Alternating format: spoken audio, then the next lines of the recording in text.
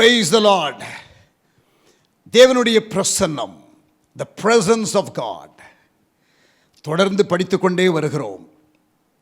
ஆண்டவருடைய பிரசன்னம். This is the last of the series of talks that I'm doing on the presence of God. தேவனுடைய பிரசன்னத்தை குறித்து நாம் தொடர்ந்து படித்துக்கொண்டு வருகிறோம். இது அந்த சீரீஸில் கடைசி செஷன்.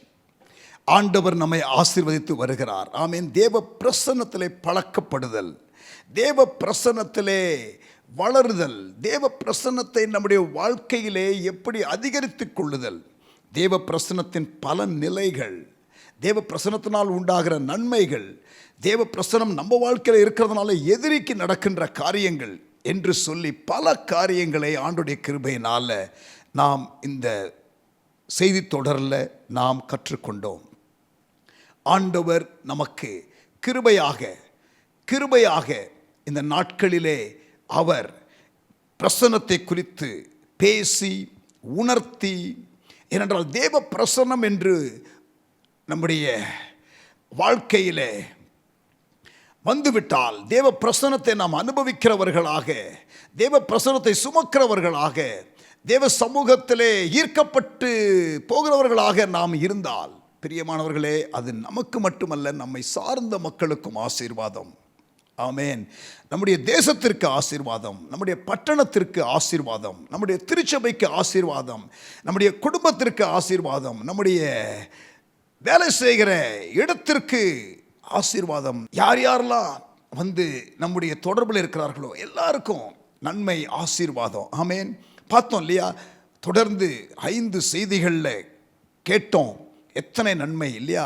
இப்போ உங்களுக்கு தேவ பிரசன்னத்தின் மீது ஒரு வாஞ்சை, ஒரு டிசையர், ஒரு பேராசை, ஒரு பேரார்வம். மான்கள் நீரோடை வாஞ்சித்து கதறுகிறது போல, தேவனே என் ஆத்துமா உம்மை நோக்கி கதறுகிறது என்ற அந்த சங்கீதக்காரனுடைய அனுபவம் நம்முடையதாக மாறுவதாக.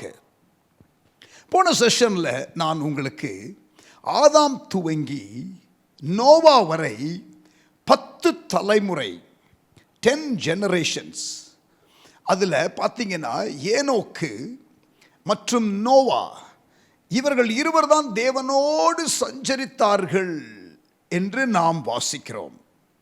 ஆதாம் கொஞ்ச நாள் சஞ்சரித்தார், ஆனால் அவர் அதற்கு பிறகு தேவனோடு சஞ்சரிக்கிற அந்த ஆரம்பத்தில் இருந்த நிலைக்கு அவர் வந்ததாக வேதம் சொல்லவில்லை. ஸோ ஏனோக்கு 7ஆம் தலைமுறை, ஏனோக்கு 10ஆம் தலைமுறை நோவா, அவர்கள் எப்படி விசேஷமானவர்கள், அவர்களுடைய தன்மைகளை எப்படி, அவருடைய கான்டெக்ஸ்ட் எப்படி இருந்தது என்பதையெல்லாம் நாம் படித்தோம். நோவா பிறக்கும் பொழுது ஆதாம் உயிரோடு இல்லை. ஆனால் மற்ற எல்லாரும் லாமேக்கு வரை, ஏனோக்கு 7ஆம் தலைமுறை, மெத்துசலா, லாமேக்கு வரை ஆதாம் உயிரோடு இருந்தார். ஆனால் நோவா பிறந்த பொழுது ஆதாம் உயிரோடு இல்லை. நோவா பிறந்த பொழுது ஏனோக்கு உயிரோடு இல்லை. தேவனோடு நடந்த பழக்கமுடைய ஆதாம் உயிரோடு இல்லை. தன்னுடைய அனுபவத்தை சொல்லுவதற்கு ஏனோக்கு உயிரோடு இல்லை. அவன் தேவனிடத்தில் எடுத்துக்கொள்ளப்பட்டான். ஆகவே நோவாவுக்கு யாரோடும் அந்த ஃபர்ஸ்ட் ஹேண்ட் பேசி தேவனோடு நடந்த மனிதர்களோடு பேசக்கூடிய வாய்ப்பில்லை. மற்ற எல்லாருக்கும் இருந்தது. ஏனோக்குக்கு கூட வந்து ஆதாமோடு பேசுவதற்கு தருணம் இருந்தது.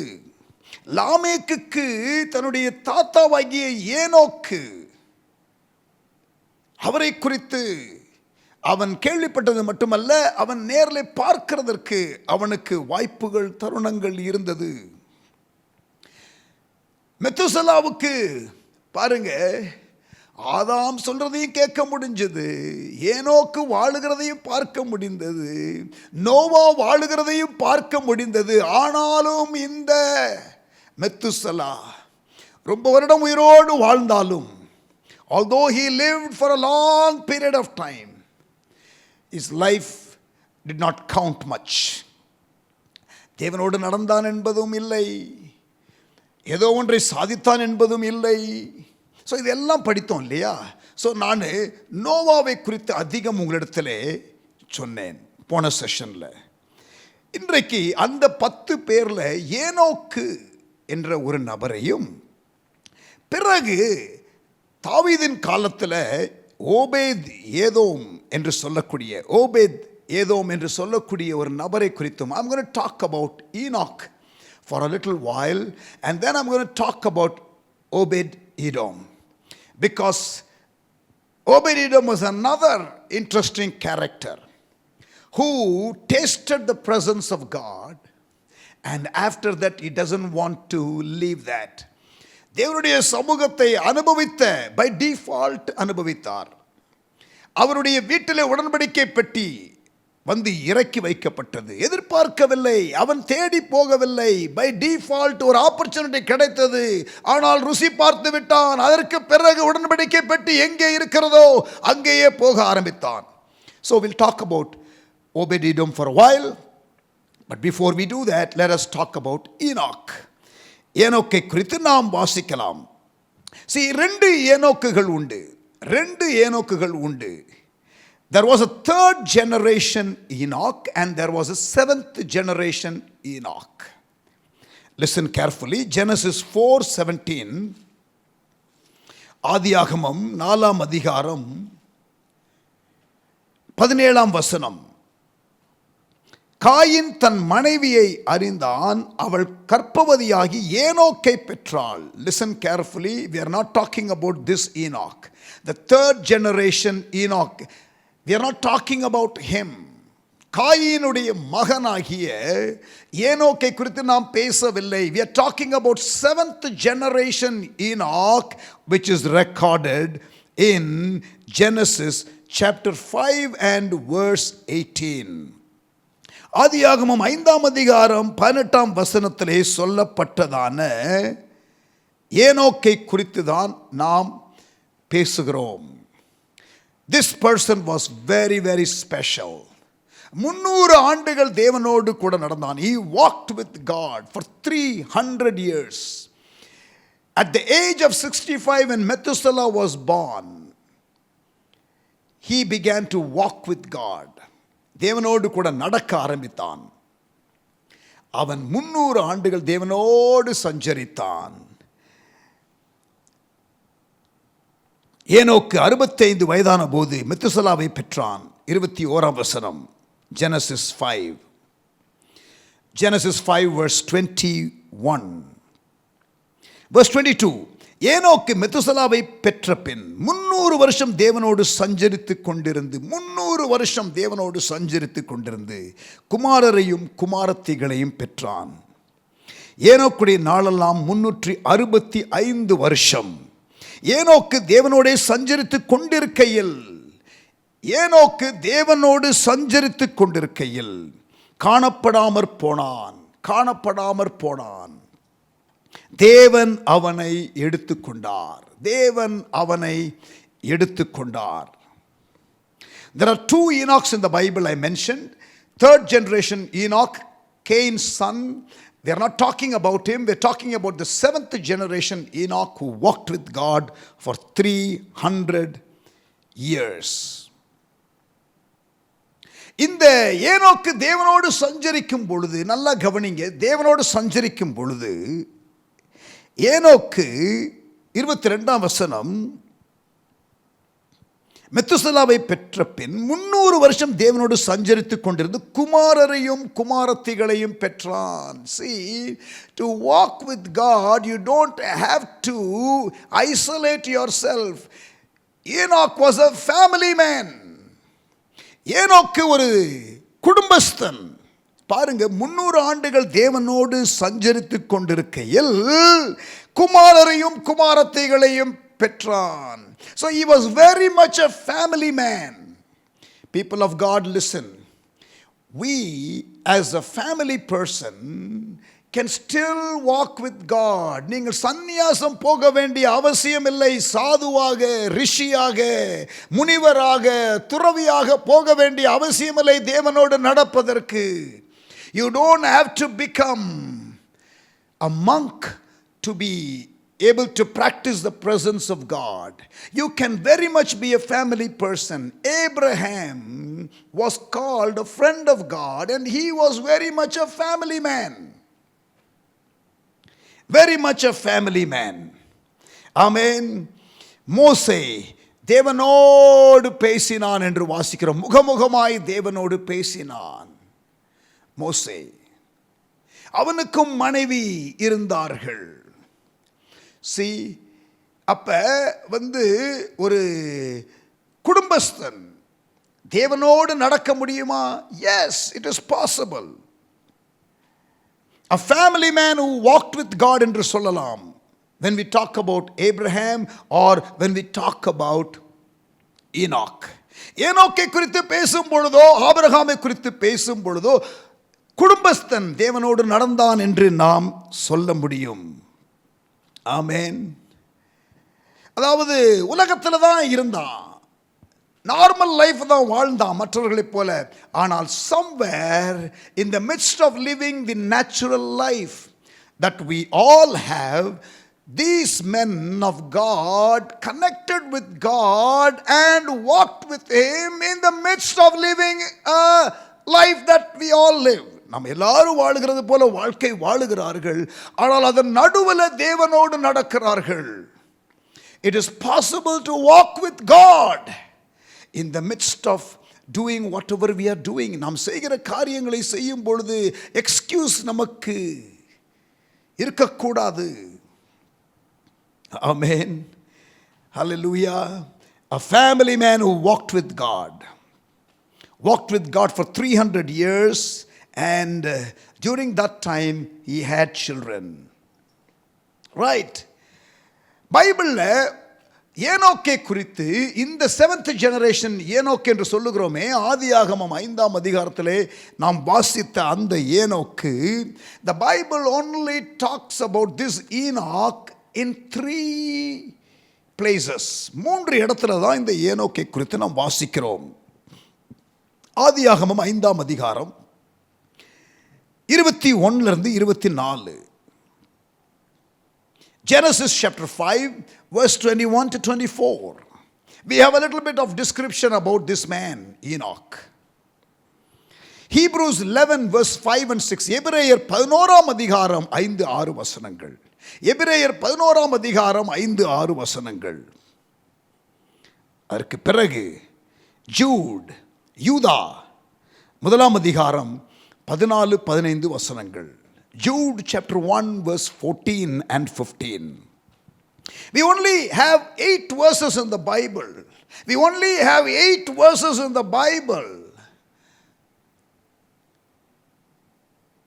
which gives a bit of description about this man Enoch. ஏனோக்கை குறித்து 8 வசனங்கள் தான் பைபிள்ல இருக்கு. ஆனால் ஒரு ஹை இம்பாக்ட் லைஃப். ஆமென். நிறைய மற்றவர்களெல்லாம் நீங்கள் நிறைய பார்க்கலாம். ஆனால் இங்கே பாருங்கள், இவனுடைய லைஃபுடைய தாக்கம் வித்தியாசமானது. But a life that impacts us even now, after 5,000 years, after 5,000 plus years of him living on planet Earth, you and I still talk about him. 5000க்கும் அதிகமான ஆண்டுகள் ஆகிவிட்டது இந்த ஏனோக்கு பிறந்து தேவனோடு சஞ்சரித்து இன்றும் அவனை குறித்து பேசுகிறோமே. அந்த லைஃபுடைய தாக்கத்தை கவனியுங்கள். Look at the impact that Enoch had. இன்ட்ரெஸ்டிங்கான ஒரு காரியம் உங்களுக்கு சொல்கிறேன். தமிழில் அவருக்கு பேர் என்னது? ஏனோக்கு. என்னது? ஏய் நோக்கு. ஏய் நோக்கு. யார? ஆண்டவரை நோக்கு. ஆமேன். மறக்காமல் இருக்கிறதுக்கு சொல்கிறேன். ஆமேன். ஏய் நோக்கு. நம்மளை பார்த்து சொல்கிற மாதிரி இருக்குது இல்லை? ஏய் நோக்கு. யார? ஆண்டவரை நோக்கு. ஏசாயா 45ஆம் அதிகாரம் 22ஆம் வசனம். ஏசாயா 45ஆம் அதிகாரம் 22ஆம் வசனம். என்னை நோக்கி பாருங்கள், அப்பொழுது ரட்சிக்கப்படுவீர்கள். ஆண்டவர் சொல்கிறார், என்னை நோக்கி பாருங்கள், அப்பொழுது ரட்சிக்கப்படுவீர்கள். சங்கீதம் 34:5. அவர்கள் அவரை நோக்கி பார்த்து பிரகாசம் அடைந்தார்கள். அவர்கள் அவரை நோக்கி பார்த்து, சொல்லுங்க நோக்கி பார்த்து, சொல்லுங்க நோக்கி பார்த்து. ஏய் நோக்கு, ஏய் நோக்கு, ஆண்டவரை நோக்கு. அவர்கள் அவரை நோக்கி பார்த்து பிரகாசம் அடைந்தார்கள். சங்கீதம் 34:5. என்னாகமம் 21:8. என்னாகமம் 21:8. Numbers chapter 21 and verse 8. அவன் அதை நோக்கி பார்த்தால் கொள்ளிவாய் சர்ப்பத்தின் கடியிலிருந்து பிழைப்பான். நோக்கி பார்த்தல், அல்லது ஆண்டவரே சொல்ற மாதிரி இருக்குல்ல, ஏனோக்க பார்த்து ஏய் நோக்கு, ஏய் நோக்கு. இப்போ அதே அழைப்பு உங்களுக்கும் வருகிறது. ஆண்டவர் உங்களையும் பார்த்து என்னையும் பார்த்து ஏய் நோக்கு, என்னை நோக்கு என்று ஆண்டவர் அழைக்கிறது போல இருக்கா? அந்த பேரே வித்தியாசமான பேரில். ஆமேன். இன்றைக்கு வேறு அநேக காரியங்களை நாம் நோக்கி பார்க்கிறதுனால்தான் நமக்கு பிரச்சனைகள் வருகிறது. இன்றைக்கு வேறு அநேக காரியங்களை நாம் நோக்குகிறவர்களாக நாம் இருக்கிறோம். ஆமேன். தேவனை நாம் நோக்கி பார்க்க வேண்டும். தேவனை நாம் நோக்கி பார்க்க வேண்டும். ஏய் நோக்கு. ஆமேன். Praise the Lord. 2 பேர் மரணத்தை ருசி பார்க்கவில்லை. 2 பேர் மரணத்தை ருசிக்கவில்லை. யாரு? ஒருவன் ஏனோக்கு, மற்றொருவன் எலியா. ஒருவன் ஏனோக்கு, மற்றொருவன் எலியா. One who did not taste death is Enoch. The other one who did not taste death is Elijah. Amen. Elijah was a single man, but Enoch was a family man. Both were able to walk with God. Amen. Praise the Lord. Coming back to Enoch. ஏனோக்குக்கு வருவோம். மரணத்திற்கு டிமிக்கி கொடுத்த முதல் மனிதன் ஏனோக்கு. ஆமென். மரணத்திற்கு டிமிக்கி கொடுத்த முதல் மனிதன் யாரு? ஏனோக்கு. First man who kind of despised death and kind of telling death, you have no power over me. The first man on planet earth who ever was able to completely avoid death, that was Enoch. மரணத்திற்கு டிமிக்கி கொடுத்த முதல் மனிதன் ஏனோக்கு. ஆதாம் ஆண்டவர் உண்டாக்கின பொழுது, when God created Adam, ஆண்டவர் சொன்னார் ஆதாமின் இடத்துல, நீ என்ன பண்ணணும், நான் சொன்ன காரியத்திற்கு நீ கீழ்ப்படியணும். You must obey me. நான் சொன்ன வார்த்தைக்கு நீ கீழ்ப்படியணும். நீ இந்த மரத்தின் கனியை மட்டும் புசிக்க கூடாது என்று கிளியராக சொல்லி இருந்தும் அவன் என்ன பண்ணனா, அந்த மரத்தின் கனியை புசித்தான். என்ன ஆகும் அந்த மரத்தின் கனியை புசித்த? ஆண்டவர் சொல்லி இருந்தாரு, அந்த மரத்தின் கனியை புசிக்கும் பொழுது நீ சாகவே சாவாய். You will surely die. Of course, he had a spiritual death when he ate the fruit of that tree, forbidden tree. அந்த விலக்கப்பட்ட மரத்தினுடைய கனியை புசித்த பொழுது சாகவை சாவா என்று ஆண்டவர் சொன்னாரே, ஆவிக்குரிய மரணம் வந்தது. தேவனை விட்டு பிரிக்கப்பட்டான். ஆவிக்குரிய மரணம், spiritual death happened to Adam when he ate of that tree, the forbidden tree. Because God had told him, you will surely die on the day you eat of this tree. இந்த மரத்தின் கனியை நீ புசிக்கிற நாளிலே சாகவே சாவா என்று சொல்லியிருந்தார். ஆகவே ஆண்டவருடைய வார்த்தையின்படி அவன் மரித்தான். இன்னொரு காரியம் என்ன தெரியுமா? Adam had physical death at the age of 930. ஆண்டவருக்கு ஒரு நாள் 1000 வருஷம் போலவும், ஆண்டவருக்கு 1000 வருஷம் ஒரு நாளை போலவும் இருக்கிறது என்பதை பைபிளில் நீங்க 2 இடத்துல வாசிப்பீர்கள். In 2 places you will read the Bible saying, for God 1 day is like 1,000 years and 1,000 years is like 1 day. Applying that here in this context, Adam did not live for 1,000 years. So he died on the very same day. See, 1 day is 1,000 years for the Lord, right? So on the day that he ate, he died. That means he did not live for more than 1,000 years. He died at the age of 930. In fact, nobody ever lived on planet Earth for up to 1,000 years.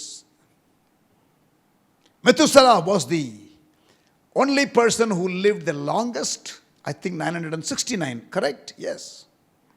969 வருஷங்கள். So யாருமே அந்த 1000 எட்டல. அதாவது அந்த மரத்தின் கனியை புசிக்கிற நாளிலே நீ சாவாய். அப்படி என்றால் 1000 ஆண்டுகளுக்கு மேலே நீ வாழ முடியாது என்று ஆண்டவர் சொல்லுகிறது போல இருக்கிறது. Physical death. ஆனால் spiritual death it happen the very moment when he disobeyed God. தேவனை விட்டு துண்டிக்கப்பட்டான். ஆனால் அந்த சந்ததியிலே வருகிறதான ஏனோக்கு அந்த பிசிக்கல் டெத்துக்கும் அவன் டிமிக்கி கொடுத்தான். ஆவிக்குரிய மரணமும் அவனுக்கு இல்லை என்று தான் சொல்லுவேன். என்றால் தேவனோடு கனெக்ட் பண்ண ஆரம்பித்து விட்டான். He began to connect with God. So Enoch did not have spiritual death because he had very much connection with God and he did not experience the physical death. So there is a contrast between Adam and Enoch as I presented just now. Amen. மரணத்திற்கு டிமிக்கி கொடுத்த முதல் மனிதன் ஏனோக்கு. Adam's spirit was dead on the day when he ate of the tree, the forbidden tree. On the day he committed sin. As in 24 hours per day, calculation day. But one day is 1,000 years to the Lord, right? So Adam died at the age of 930 on the very same day. Enoch's spirit was alive, connected to God, and physical death he did not taste. Spiritually he did not die, physically he did not die. So Enoch definitely is a very, very special person. இன்றைக்கு நிறைய பேருடைய கல்லறை எல்லாம் வச்சு கொண்டாடுறாங்கல்ல. மகாத்மா காந்தியினுடைய கல்லறை ராஜ்காட் டெல்லியில் இருக்கிறது. தாஜ் மஹால், ஓ நமக்கு அந்த ஷாஜகான் கட்டினதான அந்த கல்லறை இன்றைக்கு உலகத்தில் ஒரு வண்டராக இருக்கிறது. நமக்கு சென்னையில் முன்னாள் முதலமைச்சர் அண்ணா, எம்ஜிஆர், இப்படி அவர்களுடைய கல்லறைகள் எல்லாம் இருக்கிறது. ஆனால் கல்லறையே இல்லாமல் நிமிர்ந்து நிற்கிற ஒரு டால் பர்சன் இஸ் ஈனோக். ஏனோக்கோ கல்லறை இல்லாத ஜெயஸ்தம்பமாக நிற்கிறவன். ஆமேன். ஆபேல் மரித்தும் பேசுகிறான், ஏனோக்கு உயிரோடு இருந்து பேசுகிறார். ஆமேன். ஹல்லேலூயா. Praise God.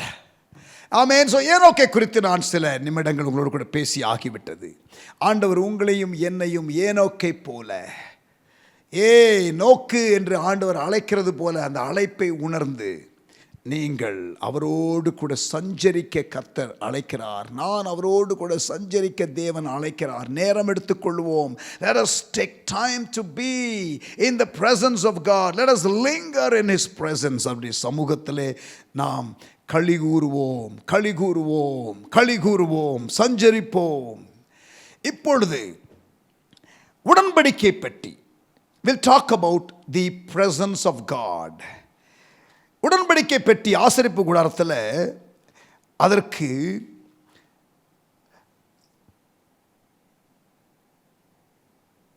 அதுதான் முக்கியமான ஒரு furniture in the டெபர்னாக்கிள்.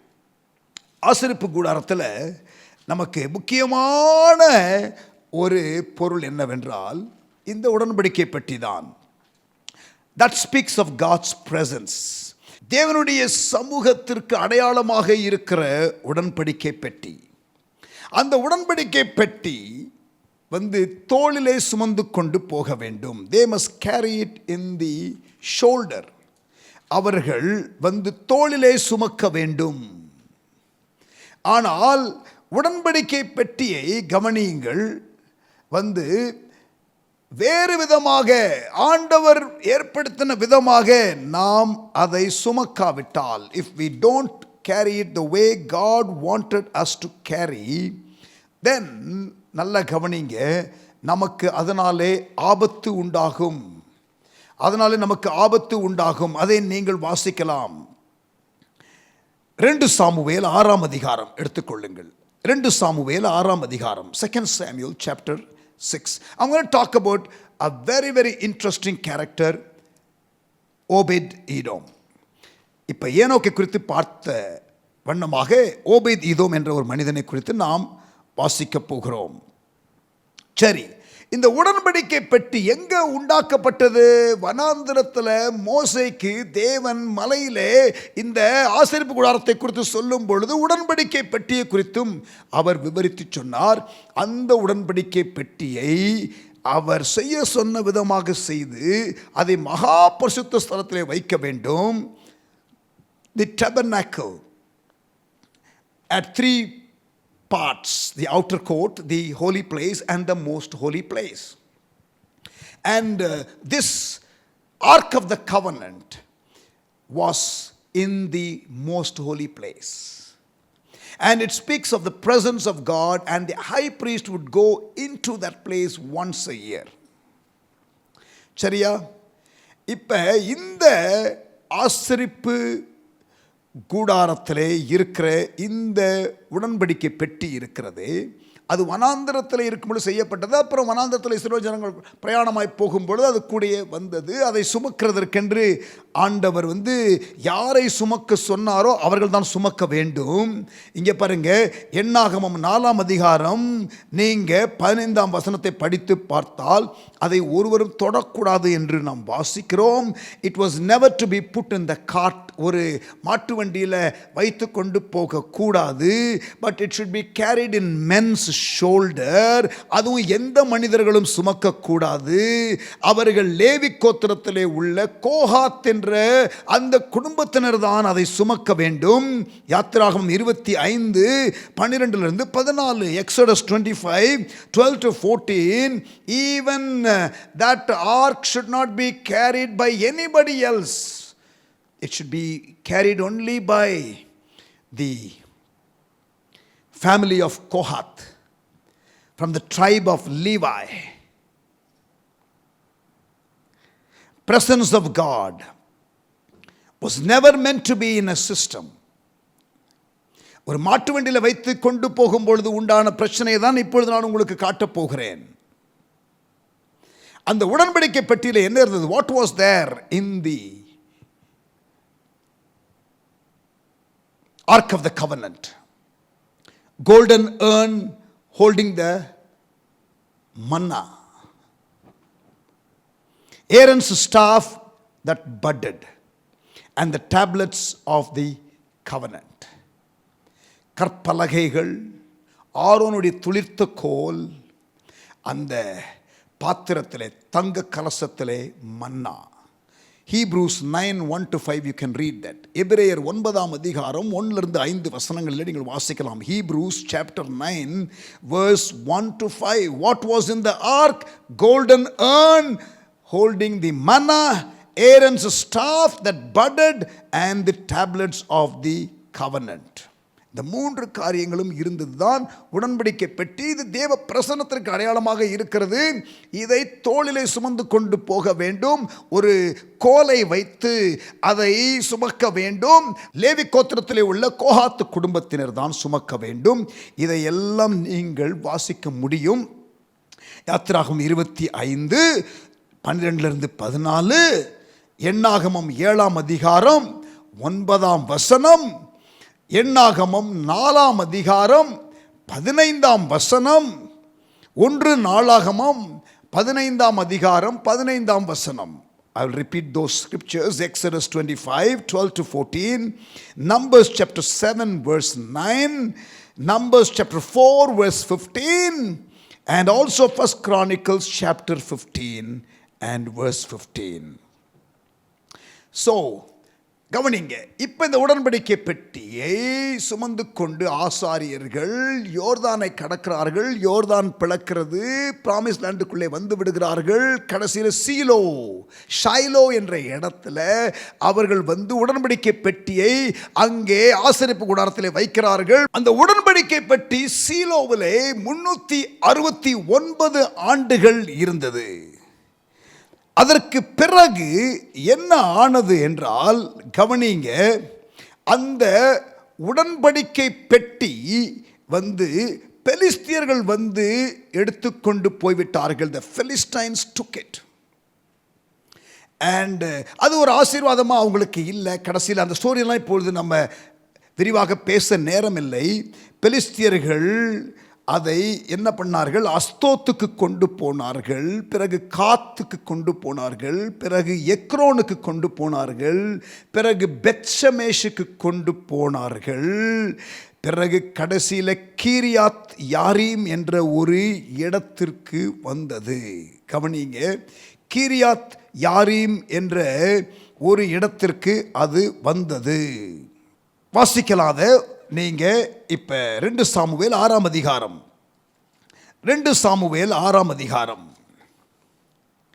I will read 2 Samuel chapter 6.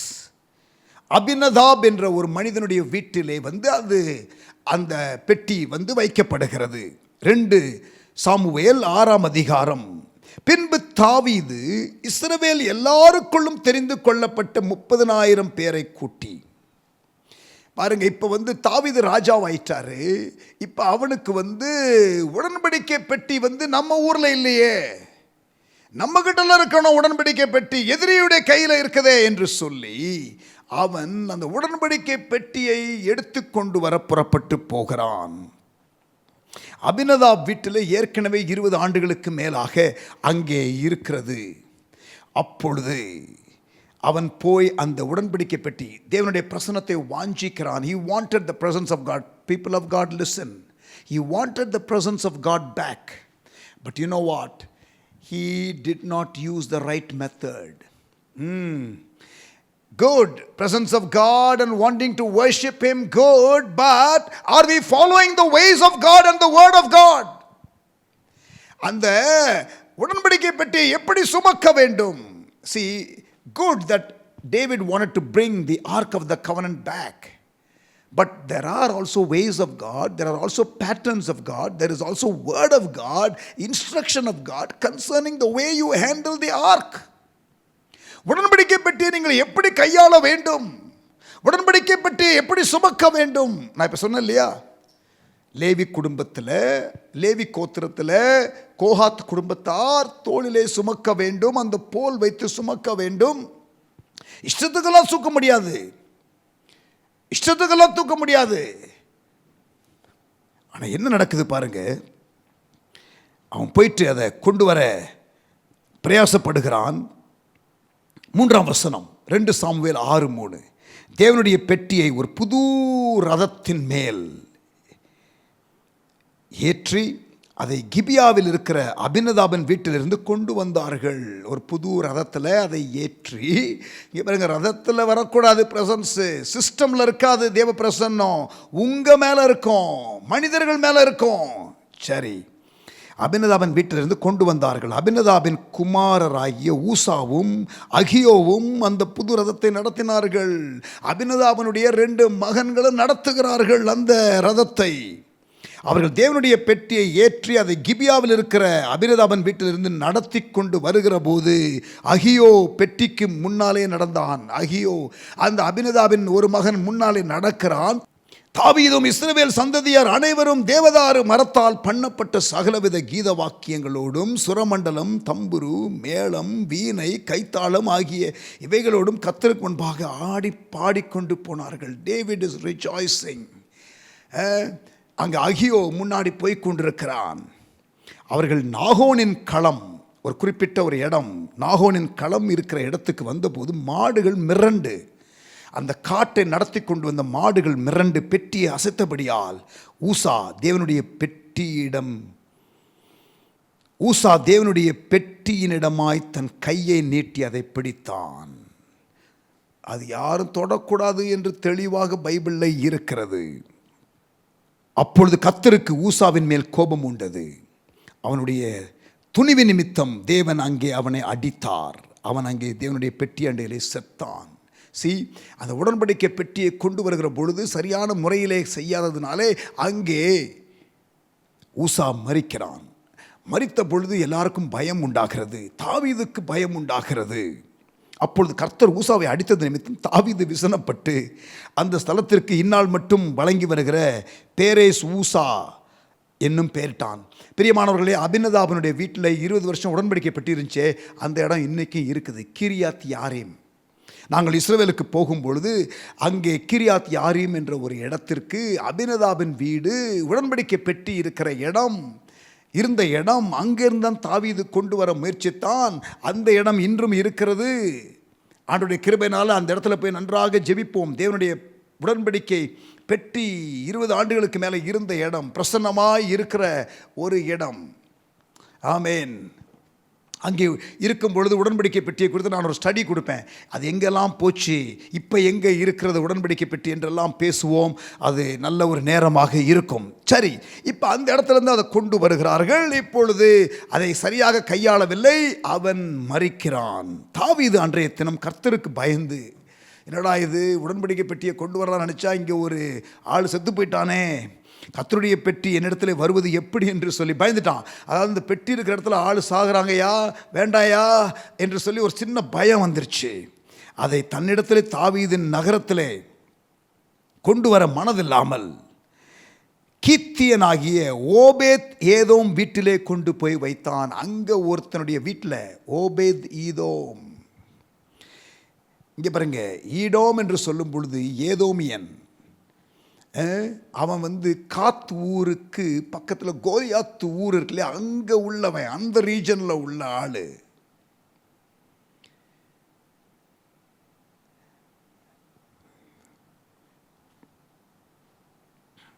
இப்போ அவன் வீட்டில் கொண்டு வச்சாச்சு. சரியா, உடன்படிக்கை பெட்டி அந்த வழியில் வரும் பொழுது அங்கே கொண்டு போய் வச்சாச்சு. கவனிங்க, நான் அதை இன்னும் கொஞ்சம் விவரமாக சொல்கிறேன். 1 சாமுவேல்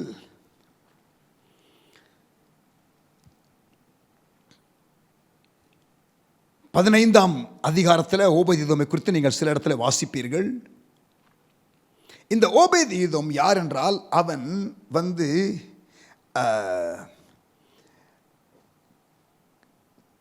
கோலியாத்துடைய ஊரை சேர்ந்தவன்.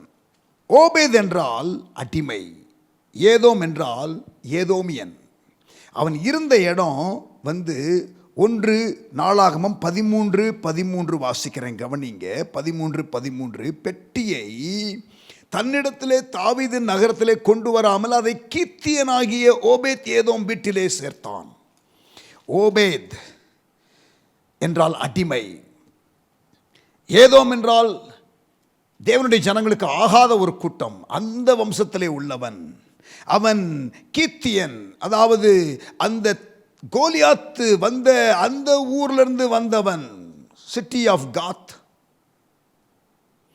3 டிஸ்அட்வான்டேஜ் இவனுக்கு: அடிமை, வந்த ஊரும் ஏதோமு, அதுவும் எதிரி, இஸ்ரவேல் ஜனங்களுக்கு எதிரியாக இருந்த கோலியாத்தினுடைய ஊரில் இருக்கிறான். இப்போ the place of David's greatest enemy Goliath. சரி, இப்போ இந்த பெட்டி வச்சா சாகுறாங்கப்பா, யார் வீட்டில் வைக்கலாம்? இவன் வீட்டில் கொண்டு வச்சிரும், செத்த இந்த ஆள் சாகட்டும்னு சொல்லி வச்சாங்களோ என்னவோ தெரில. ஓபேத்-ஏதோம் வீட்டில். Not too sure why they placed it in Obed-Edom's house. Probably because he was a slave, because he was an Edomite, because he belonged to the place where Goliath comes from. If at all he has to die, let him die. Probably that was the attitude, so they kept it there. இப்போ தேவனுடைய ஒரு ஜனம், தேவனோடு உடன்படிக்கை பண்ணின ஒரு மனிதன் கிடையாது இந்த ஓபேத்-ஏதோம். என்ன பேக்ரவுண்டில் இருந்தாலும் தேவ பிரசன்னம் உங்கள் வீட்டுக்கு வந்துச்சுன்னா நீங்கள் ஆசீர்வதிக்கப்படுவீங்க. பிரியமானவர்களே, என்ன ஆகிறது பாருங்க. இங்கே ஓபேத்-ஏதோம் வீட்டில் வச்சுட்டாங்க. என்ன நடக்குது? பயந்து கொண்டு போய் தான் இவங்க வச்சாங்க. அதை தன்னிடத்தில் தாவீதின் நகரத்திலே கொண்டு வர மனதில்லாமல் கீத்தியனாகிய ஓபேதியதோம் வீட்டிலே கொண்டு போய் வைத்தான். கர்த்தருடைய பெட்டி கீத்தியனாகிய ஓபேதியதோம் வீட்டிலே 3 மாதம் இருக்கையில், 3 months it was there. கர்த்தர் ஓபேதியதோமையும் அவன் வீட்டார் அனைவரையும் ஆசீர்வதித்தார். God blessed Obed-Edom and his family. தேவ பிரசன்னம் இருக்கிற வீடு ஆசீர்வதிக்கப்படும். தேவ பிரசன்னம் இருக்கிற வீடு ஆசீர்வதிக்கப்படும். அவனையும் அவன் வீட்டாரையும் தேவன் ஆசீர்வதித்தார். தேவனுடைய பெட்டி நிமித்தம் கர்த்தர் ஓபேதியதோமின் வீட்டையும் அவனுடைய எல்லா காரியத்தையும் தேவன் ஆசீர்வதித்தார் என்று தாவீதுக்கு அறிவிக்கப்பட்ட போது, தாவீது தேவனுடைய பெட்டியை ஓபேதியதோமின் வீட்டிலிருந்து தாவீதின் நகரத்திற்கு மகிழ்ச்சியுடனே கொண்டு வந்தான். சரி, இப்போ ஒன்றும் நடக்கலையா? அந்த வீட்டில் வச்சோமா, 3 மாதம் ஆசீர்வாதமாக இருந்தாங்கன்னா சூப்பர், இப்போ கொண்டு வரலாம்ப்பா என்று சொல்லி கொண்டு வருகிறான். சரி, இப்போ ஓபேதியதோம் வீட்டிலிருந்து உடன்படிக்கை பெட்டி போயிடுச்சு. சரியா? ஆனால் 3 மாதம் ஓபேதியதோம் தேவ பிரசன்னத்தை அனுபவித்து விட்டார். He tasted what it is to be in the presence of God. Amen. Praise God. அதுக்கப்புறம் பாருங்களேன், நீங்கள் பார்த்தீங்கன்னா இந்த உடன்படிக்கை பெட்டி போயிடுச்சு இல்லை, ஆனால் இந்த ஓபேதியதோம் உடன்படிக்கை பெட்டி எங்கே போச்சுன்னு பார்த்துக்கிட்டே இருந்து பின்னாலேயே கிளம்பி போயிட்டார். Because he has tasted the presence of God. தேவனுடைய பிரசன்னத்தை அனுபவித்த ஒரு ஆள் அது இல்லாமல் இருக்க முடியாது. ஆண்டவரே, உம்முடைய சமூகத்தை என்னை விட்டு எடுத்து விடாதையும் என்று தாவீது கதறுகிறானே, அதுபோல கவனிங்க, ஓபேதியதோம் தேவ பிரசன்னத்தை அனுபவித்து விட்டார். He has enjoyed the presence of God. He has tasted the presence of God. He has experienced the blessings of God in his life because of the presence of God. பாருங்களேன், 1 நாளாகமம் 15ஆம் அதிகாரம் 18-24 நான் வாசிக்கிறேன். First Chronicles chapter 15 verse 18. இவர்களோடு கூட 2வது வரிசையாக தங்கள் சகோதரராகிய சகரியா, பேன், யாசியேல், கெமிரேமோத், எகியேல், உன்னி, எலியாப், பெனாயா, மசேயா, மத்தித்தியா, எலிப்பெலேகு, மிக்கனேயா, ஓபேதியதோம். பாருங்க, அவனுடைய பேர் வருகிறது. ஏயேல் என்னும் வாசல் காவலாளர், கேட் கீப்பர்ஸ்னு சொல்லி செலெக்ஷன் பண்ணும்பொழுது ஓபேதியதோம் எப்படியோ உள்ள பூந்து கையை தூக்கிட்டார். வாலண்டியராக வாங்க கேட்டில் நிற்கணும்னு சொன்னோன்னே கை தூக்கிட்டார். ஏன்னா உடன்படிக்கை பெட்டி அங்கே இருக்குது, அதில் அங்கே கேட் கீப்பராக இருந்தால் சூப்பர், நான் அங்கே தான் இருப்பேன். tasted the presence of God. Gate keeper யாரெல்லாம் வாலண்டியர் கேட்கும்போது கை தூக்கி இருக்கிறார் ஐயா. அடுத்து பாருங்க 15:21.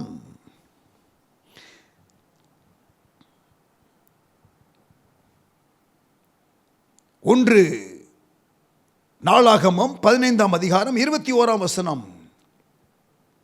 மத்தித்தியா, எலிப்பெலேகு, மிக்னேயா, ஓபேதியதோம் மறுபடியும் வருகிறது. ஏயேல், அசசியா என்பவர்கள் செமனித் என்னும் இசையில் பாடி சுரமண்டலங்களை நேர்த்தியாய் வாசித்தார்கள். மியூசிஷியன்ஸ் எல்லாம் வாங்க அப்படின்னு உடனே கை தூக்கிட்டாரு.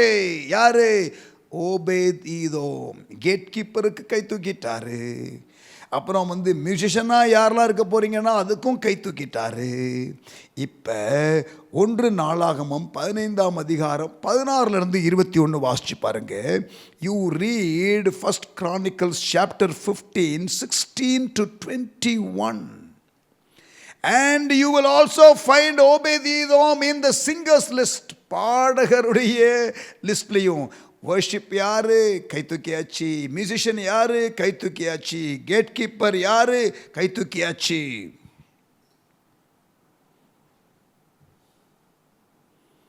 ரெண்டு நாளாகமம் 25-24.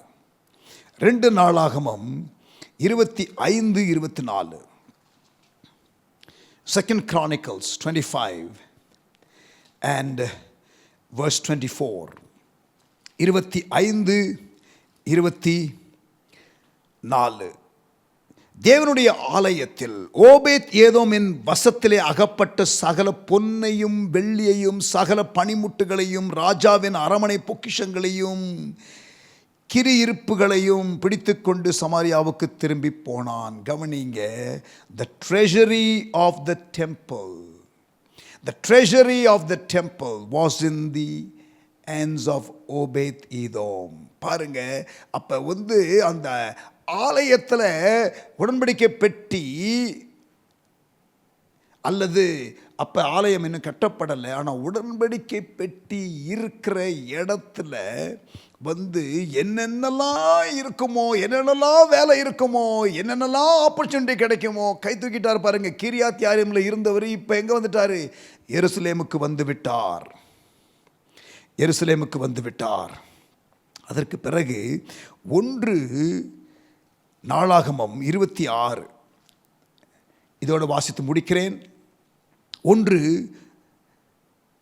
நாளாகமம், First Chronicles chapter 26 verse 4 to 9. verse 4 to 9. Obed ஏதோமின் குமாரர், the sons of Obed Edom, மூத்தவனாகிய செமையாவும் யோசபாத், யோவாக், சாக்கார், நெத்தனியேல், அம்மியேல், இசக்கார், பெயுள்தாயி என்னும் 2ஆம் 3ஆம் 4ஆம் 5ஆம் 6ஆம் 7ஆம் 8ஆம் குமாரருமே. தேவன் அவனை ஆசீர்வதித்தார். அவன் குமாரனாகிய செமையாவுக்கும் குமாரர் பிறந்து அவர்கள் பராக்கிரமசாலிகளாய் இருந்து தங்கள் தகப்பன் குடும்பத்தாரை ஆண்டார்கள்.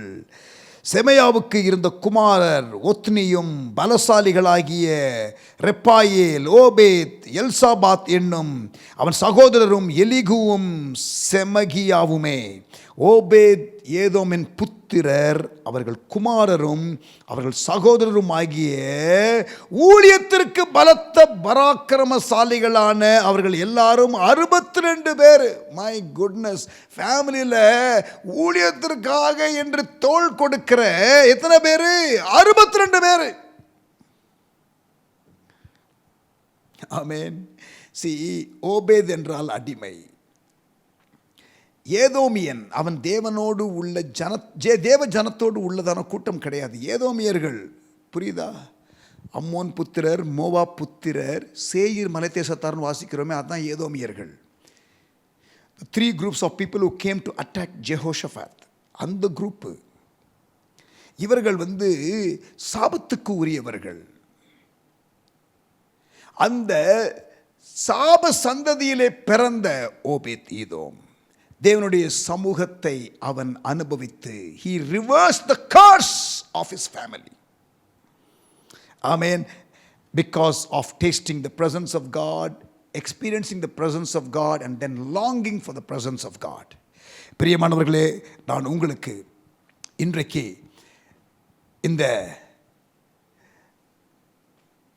செய்தி தொடரில் இந்த கடைசி செய்தியை நான் உங்களோடு கூட பேசிக்கொண்டிருக்கிற பொழுது பிரசன்ஸ் ஆஃப் காடை குறித்து, ஏனோக்கை குறித்தும் ஓபேத் ஏதோமை குறித்தும், தேவ சமூகத்தில் இழுத்து கொண்டு போகப்பட்ட ஏனோக்கை போல தேவ சமூகம் எங்கெல்லாம் போகிறதோ அங்கே பின்தொடர்கிற Obed Edom. He wanted the presence of God so much.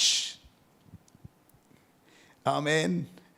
Praise God. பிரியமானவர்களே, இந்த ஸ்டோரிஸ் உங்களுக்கு இன்ஸ்பைரிங்காக இருக்கும் என்று நான் நம்புகிறேன். தேவ பிரசன்னத்தை வாஞ்சிக்கிற நபர்களாக நாம் இருக்க வேண்டும். தேவன் உடைய பெட்டி இருந்த ஓபேத் ஏதோம் வீடு ஆசீர்வதிக்கப்பட்டது. உங்கள் வீடு, என்னுடைய வீடு தேவ பிரசன்னத்தினால் நிறைந்திருக்கட்டும். நம்முடைய வாழ்க்கை தேவனுடைய பிரசன்னத்தினால் நிறைந்திருக்கட்டும்.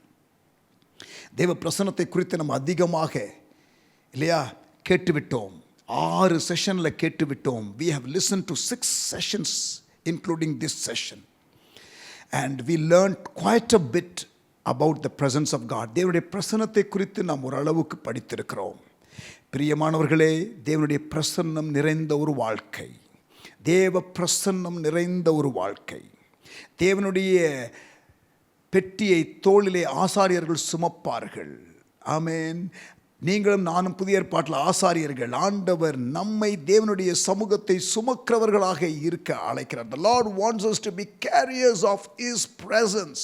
தேவனுடைய சமூகத்தை சுமக்கிறவர்களாக நாம் இருக்க வேண்டும் என்று தேவன் விரும்புகிறார். டாக்டர் டிஜிஎஸ் தினகரனுக்கு பிடித்தமான வசனம், Enoch walked with God. And sure enough, he also was a man who walked with God. தேவனோடு நடந்தார். ஆமென். நீங்களும் நானும் தேவனுடைய சமூகத்தை எக்காரணத்தை கொண்டும் இழந்து விடக்கூடாது. உடன்படிக்கை பெட்டி போகும் பொழுது இக்கோபாத், த க்ளோரி டிபார்ட்டட் என்று இஸ்ரவேல் தேசத்தை குறித்து சொல்லப்பட்டது. அப்படி நம்முடைய வாழ்க்கை இருக்கக்கூடாது. தேவ பிரசன்னம் இருக்கணும், நம்ம வாழ்க்கையில் இருக்கணும். எண்ணாகமம் 14 அதிகாரம் 44-45. எண்ணாகமம் 14 அதிகாரம் 44-45. ஆனாலும் அவர்கள் மலையின் உச்சியிலே ஏறத் துணிந்தார்கள். கர்த்தருடைய உடன்படிக்கை பெட்டியும் மோசேயும் பாளையத்தை விட்டு போகவில்லை. அப்பொழுது அமலேக்கியரும் கானானியரும் அந்த மலையிலே இருந்து இறங்கி வந்து அவர்களை முறியடித்து அவர்களை ஓர் மட்டும் துரத்தினார்கள். Amalekites and Canaanites defeated the Israelites because there was no ark.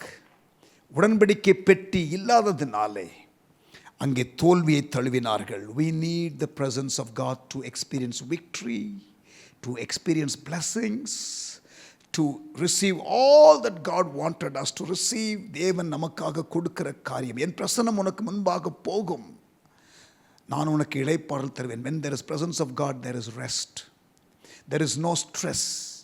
அழுத்தம் இல்லை. தேவ பிரசன்னம் இருக்கும் பொழுது நமக்கு ஒரு இளைப்பாறுதல். பிரியமானவர்களே, நான் உங்கள் எல்லாருக்கும் அன்பாக சொல்லுகிறேன், தேவ பிரசன்னத்தை இழந்து விடாதீர்கள் உங்கள் வாழ்க்கையில். Do not lose the presence of God in your life. Do everything to see an increase in the presence of God in your life. உங்கள் வாழ்க்கையில் தேவ பிரசன்னம் அதிகரிக்க நீங்கள் என்னென்ன செய்ய முடியுமோ செய்யுங்கள். கர்த்தர் உங்களை ஆசீர்வதிப்பாராக. ஆமென். தேவ பிரசன்னம் நிறைந்த ஜனமாக நாம் இருப்போம். ஆண்டவருடைய நாமத்தை மகிமைப்படுத்துவோம். தேவ பிரசன்னத்தை நாம் சுமக்கிறதுனாலே மற்றவர்களும் நம்ம நிமித்தம் ஆசீர்வதிக்கப்படுவார்கள்.